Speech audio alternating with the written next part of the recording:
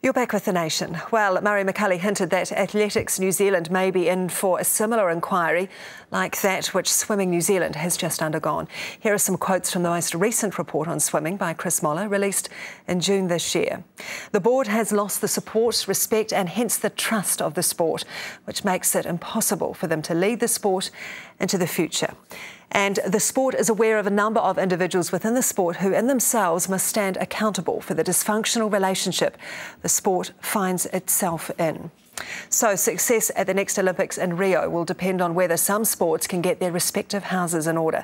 And the spotlight will be, among others, on athletics and in particular what happened with Valerie Adams this week. Let's welcome our panel, Dick Quax, one of our greatest runners and with Olympic and Commonwealth medals, Moss Burmester, who swam at the Olympics and the Commonwealth Games where he won gold in Melbourne in 2006, and sports writer and broadcaster Phil Gifford, who's writing a book on Valerie Adams.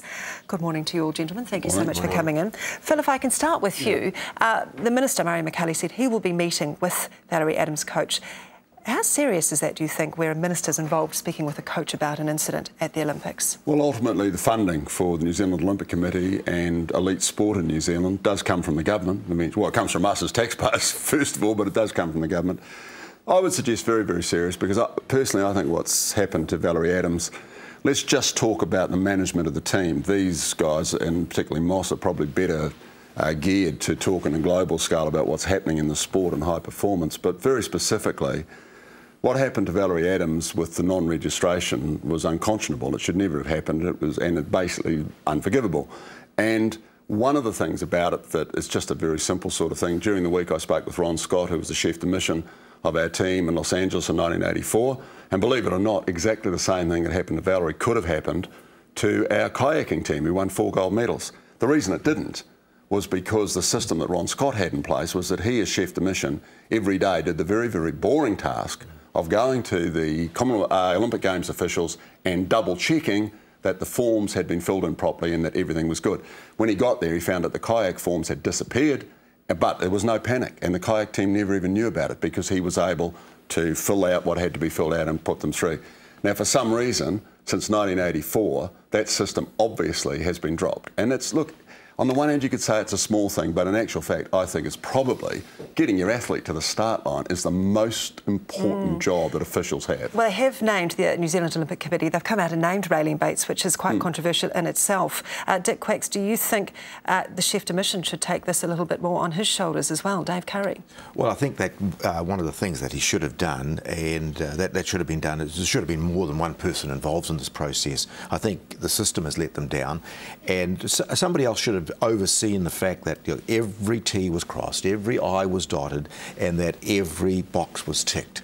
Now, that clearly, I think, was something that hasn't occurred, and that needs to happen. And there should be, for the biggest event that an athlete is ever going to participate in, there should be checks and balances to make sure that the system works. And very brief, sorry, I was just going to say very, very briefly, what I think is disgraceful in that situation is that this didn't come out of the blue. It happened in 1984. It was reported by Ron Scott. It would have been passed on from team to team. It's not as if we said, well, why do we need to double check? It's never going to happen. It did happen, and that system should have been in place. Moss Burmester, you perhaps know better than any of us. Well, you do know better than any of us as a high-performance athlete on the eve of the event, which you've worked towards for 4 years. This is the Olympics, the top sport.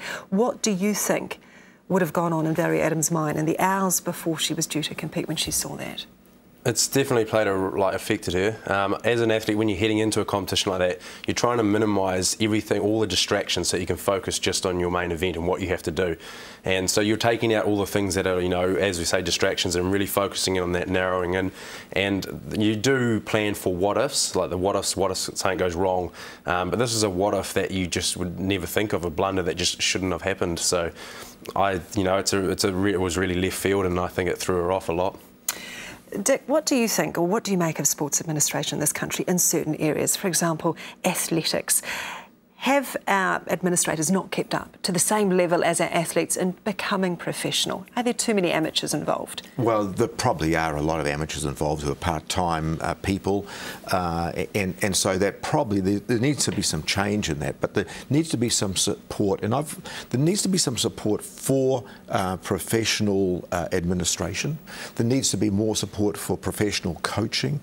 And rather than just funding always following the athletes, we also have to look at the other aspects that make a sport successful.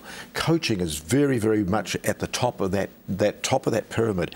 And for example, if you have a great coach like athletics has had in the past with Arthur Lydiard, that person can stay with the sport for 20, 30 or 40 years, whereas an athlete is only there for a very short period of their career.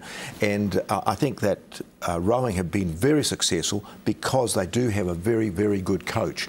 And I think that's a very much part of that whole scenario. Make sure we look after coaches. Dick Tonks has been pretty influential, hasn't he, to say the least, with Ever Swindells and the likes of Waddell and Drysdale.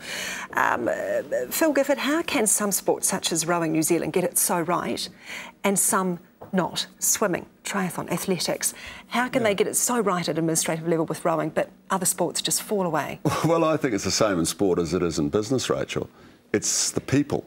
Because you can put all the systems in place in the world that you like and you can put up some terrific structures. But in the end, the most successful businesses, the success comes from the top down. So if the person at the top is not an egomaniac, is not a person in it for his or her own glory, if the person at the top is there for the right reasons, then that's going to flow on down through the system. And I think we've all worked at places where the boss was a jerk and the place hasn't worked very well. Where the person in charge is a very good person and has enough self-confidence not to have to denigrate other people for his own glory, then the place works really well. Getting back to rowing, I think rowing has been very, very fortunate in that they've had administrators at the top who be prepared and very freely concede that they're not the ones making it work. People like Dick Tonks are, and you don't get that in every business and you don't get it in every sport. Moss Burmester, you are perhaps a victim of a sporting code that hasn't got it right, where there have been big personalities that have clashed, where they haven't done what's right for the sport. There have been a number of reports now that have highlighted the issues within Swimming New Zealand. What can we learn from what's gone wrong in swimming?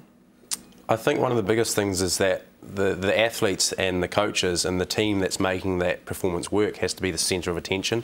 So you have to build it around that, and the question has to be, is this going to help the swimmer swim faster? Is this going to, help the athlete go faster, higher, stronger, whatever it is? And not one mould fits the same athlete. So you've got processes that might work for most of the team, but then you've got a case like, Av Valerie, who might be a little bit left field and stuff, that doesn't work for her. So it's got to be looked at individually. And then I guess also as athletes tend to mature, they've been in the sport long enough that they know what works for themselves as well. So the administration's got to be confident that the athlete can tell them, well, this is what I need to do to be able to reach my top, and they can be given that freedom.